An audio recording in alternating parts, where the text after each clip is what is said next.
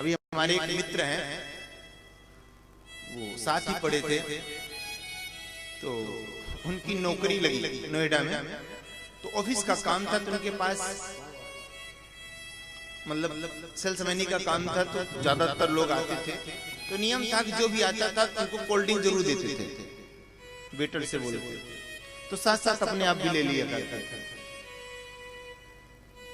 और ज्यादा cold drink पीने के कारण एक दिन क्या हुआ कि बल्ब लगा रहे थे कुर्सी पर चढ़ के, और कुर्सी फिसल गिरे, और ये हाथ रखा, हाथ क्या रखा, यहाँ की सारी हड्डियां चूर हो गई। डॉक्टर के पास गए तो डॉक्टर ने कहा महाराज आपकी सारी हड्डी कमजोर है। बोले क्यों? बोले आप जरूर कोई ऐसी हानिकारक वस्तु का सेवन करते हैं। आप कोल्ड ड्रिंक पीते हैं क्या? बोले महाराज बहुत ज्यादा, दिन भर में लगभग 2 से 3 लीटर पी जाता हूँ, क्योंकि जो भी है उसी के गिलास, और जब एक गिलास को दे तो पीना पड़े। तो बोले आपकी सारी हड्डियां कमजोर हो चुकी हैं, सारे कैल्शियम खत्म हो चुका है, अगर जीना है तो इसको छोड़ दो। तो कहने का भाव, अरे अपना सनातन धर्म में दूध दही का उपयोग होता है, सब गंदी है ना। ये तो लोग 2 रुपए का पानी दे करके और हमसे ज्यादा पैसा वसूलती हैं, और हम ऐसे हैं खूब मस्त होकर के उसको पीते हैं। बाबा रामदेव जी तो कहते हैं वो लेटरिन धोने का पानी है, सीट धोने का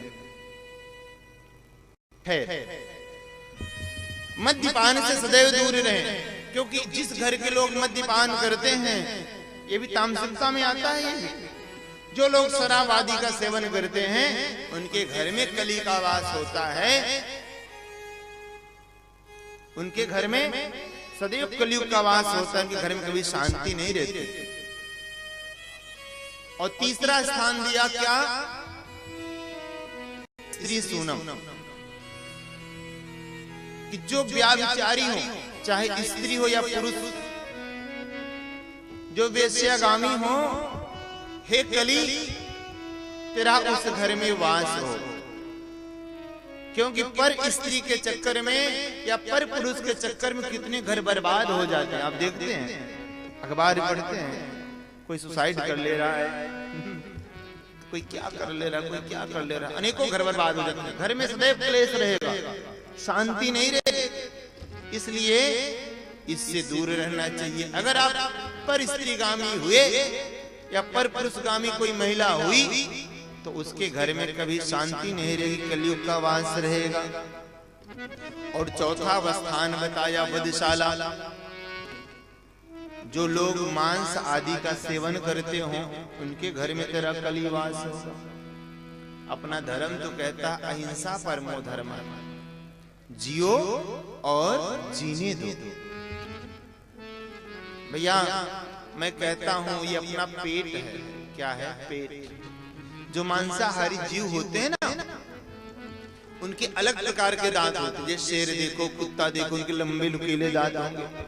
लेकिन जो शाकाहारी होते हैं, उनकी दांत बड़े सुंदर होते हैं। जैसे आपका गैया का, गैया शाकाहारी होती है ना, ये हम सब शाकाहारी। लेकिन मानव इतना गिर गया, पशु तो अपने धर्म पे, लेकिन मानो सब कुछ गलत से गलत काम कर बैठता। मैं तो कहता हूँ प्यारे, तुम्हारा पेट है, पेट कोई मुर्दा घर नहीं है, इसमें दुनिया के मुर्दा ला के भर रहे। तो इन 4 जगहों पर कलयुग का वास होता है। जो जुआरी होगा, वेश्यागामी होगा, तामसिक भोजन को ग्रहण करने वाला होगा और मद्यपान करने वाला होगा, इन 4 जगहों पर सदैव कली तेरा वास होगा। अब कलयुग ने कहा महाराज हमारे भी कहने से एक जगह दे दो। बोले क्या? बोले महाराज सोना में और दे दीजिए। सोना में? सोना कहते हैं धन को।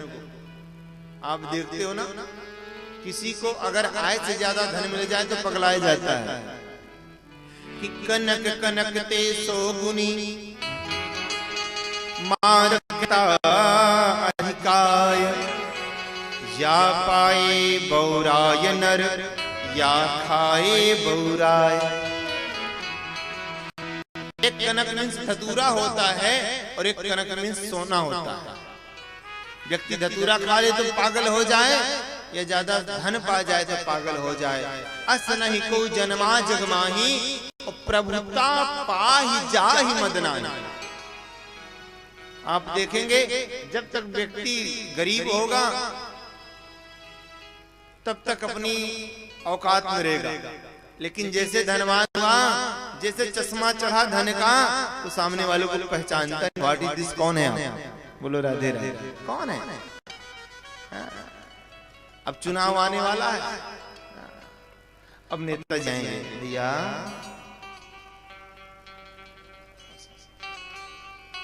लेकिन जब चुनाव जीत जाते हैं जनरल नेताजी, फिर किसी किसी को पहचानते हैं, पद का मद हो जाता है।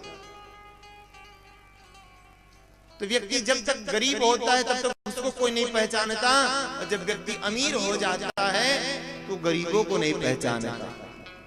लेकिन ध्यान रहे, कनक मीन्स भगवान, भगवान के एक नाम है कनक। आप अयोध्या में जाएं तो कनक महल है बड़ा सुंदर।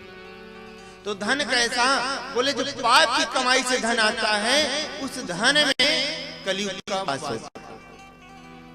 इसलिए पाप की कमाई का अगर धन भी घर में आया तो वहां उस घर में भी शांति नहीं रहे। घर के बाहर भले ही शांति भवन लिखवा रखा हो, लेकिन अंदर फाइटिंग ही चलती रहती है।